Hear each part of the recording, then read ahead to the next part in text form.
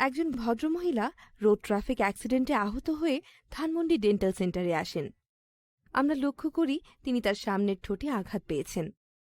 সামনের দুটি দাঁত মাড়ি থেকে পড়ে গিয়েছে এবং সামনের একটি দাঁতের কিছু অংশ বাদে প্রায় সম্পূর্ণ দাঁতই ভেঙে গিয়েছে। এ অবস্থায় ভদ্রমহিলা আতঙ্কিত ও চিন্তিত অবস্থায় আমাদের কাছে আসেন। আমরা প্রথমে তার ব্যথা নিরাময় করি এবং তাকে আতঙ্কিত তথা চিন্তিত না হবার জন্য কাউন্সেলিং করি। ব্যথা নিরাময়ের পর রক্তপাত বন্ধ হলে যখন তিনি শান্ত হন, তখন আমরা তাকে আশ্বস্ত করি যে তিনি তার সামনের দাঁতের হাসির সৌন্দর্য পুনরায় ফিরে পাবেন এবং চিকিৎসা প্রক্রিয়া সম্পূর্ণরূপে রোগী এবং অভিভাবকদের ব্যাখ্যা করলে তারা চিকিৎসায় রাজি হন। আমরা চিকিৎসা শুরু করি। প্রথম ধাপে ক্ষতস্থান পরিষ্কার করে রক্তপাত বন্ধ করা হয়। Laser assisted single visit root canal সম্পূর্ণ করা হয়। গাইডেড বোন রিজেনারেশন পদ্ধতিতে পড়ে যাওয়া দাঁতের ক্ষতস্থানে বোন গ্রিফটিং করে ইমপ্লান্টের বেড প্রিপারেশন করা হয়।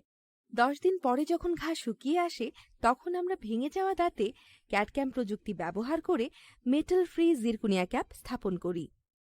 লেজার ট্রিটমেন্ট করে মাড়ির চিকিৎসা করে দাঁতের লেন্থ বাড়িয়ে পাশাপাশি আগামী 6 মাসের মাড়ির হাড় পুনরায় তৈরি হওয়া পর্যন্ত তার স্বাভাবিক সৌন্দর্য ঠিক রাখতে সাথে সাথে ফ্লেক্সিবল ডেঞ্চার বসিয়ে দেই। 6 মাস পর রোগীর দ্বিতীয় ধাপের চিকিৎসা টুথ ইন এ ডে প্রসিডিওরের প্রস্তুতি গ্রহণ করি। ইন্ট্রাওরাল স্ক্যানিং, সিবিসিটি এবং ফটোগ্রাফির মাধ্যমে সংগৃহীত ডাটা অ্যানালাইসিস করে এআই টেকনোলজির সমন্বয়ে আমাদের নিজস্ব তত্ত্বাবধানে ভার্চুয়াল প্ল্যানিং তৈরি করে রোগীকে দেখিয়ে নেই। রোগীর সম্মতিতে গাইডেড ইমপ্ল্যান্ট সার্জারির জন্য তৈরি হয় সার্জিক্যাল গাইড এবং ইমপ্ল্যান্টের সাথে স্থাপনের জন্য ইমপ্ল্যান্ট প্রস্থেসিস।